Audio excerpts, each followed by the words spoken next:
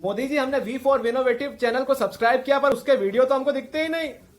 देखिए, सब्सक्राइब करने से कुछ भी नहीं होता है। सब्सक्राइब करने के बाद घंटी को भी दबाना पड़ता है। नमस्कार, स्वागत है आप सभी का एक बार फिर से हमारे YouTube चैनल V4 विनोवेटिव में। दोस्तों, NGO शब्द तो आपने सुना ही होगा और साथ में NGO को देखा ही होगा।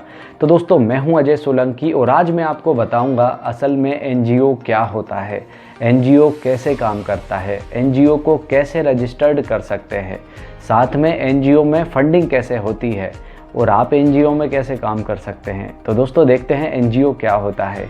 NGO का अर्थ है नॉन गवर्नमेंट ऑर्गेनाइजेशन, यानी कि गैर सरकारी संगठन। अब नाम से ही स्पष्ट हो रहा है कि एक ऐसा संगठन जिसमें सरकार की कोई भूमिका नहीं होती।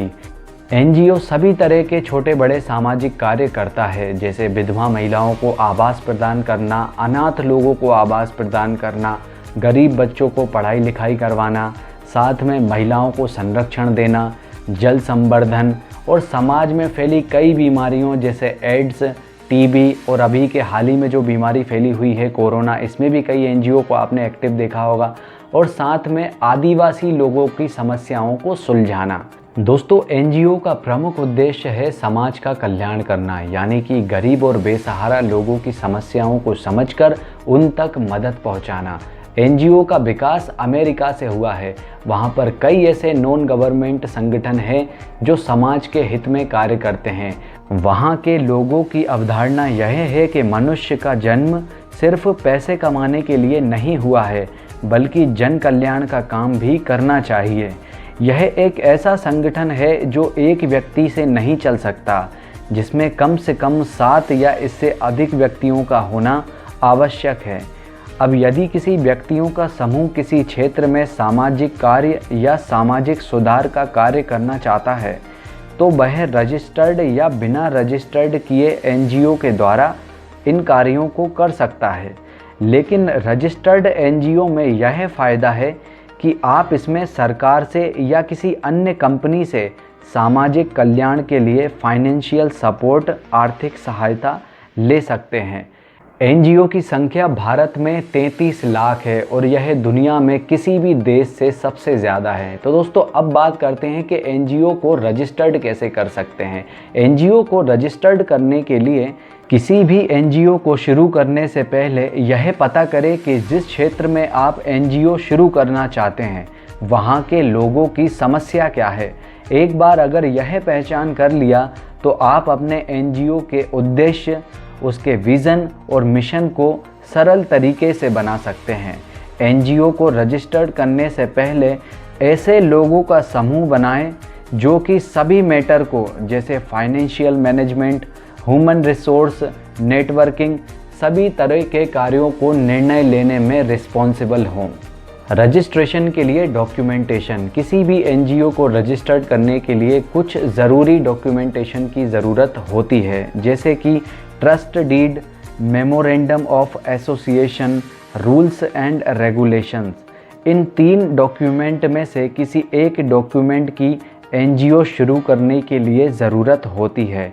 इसे बायोलॉग भी कहा जाता है। इन 3 डॉक्यूमेंट में से कौन सा डॉक्यूमेंट आपके लिए आवश्यक है, यह डिपेंड करता है कि आपका NGO का टाइप क्या है। इन डॉक्यूमेंट्स के अंदर आपके NGO की पूरी डिटेल होती है और इन डॉक्यूमेंट्स को आपको ज़िले के ट्रस्ट चैरिटेबल ऑफिस में जमा करना पड़ता है। इसके बाद एप्लीकेशन की छानबीन होती है और आपका इंटरव्यू होता है, और अगर सारी चीज़ें ठीक रही तो उसी समय आपके NGO का रजिस्ट्रेशन हो जाता है। एक बार रजिस्ट्रेशन हो जाने पर NGO के नाम से अलग से बैंक अकाउंट खुलवाना होगा। इसके लिए आपके पास पैन कार्ड होना चाहिए, क्योंकि इसकी मदद से ही आप बैंक अकाउंट खुलवा पाएंगे। बैंक अकाउंट इसलिए खुलवाया जाता है, यदि कोई आपके NGO को डोनेशन देना चाहता है तो वह सीधा आपके बैंक खाते में पैसा ट्रांसफ़र कर देता है, और साथ में समय समय पर इन सारी चीज़ों की एंट्रीज़ होती रहती हैं, जिससे कामकाज में पारदर्शिता बनी रहती है। NGO को 3 एक्ट अधिनियम के तहत रजिस्टर्ड करवाया जाता है।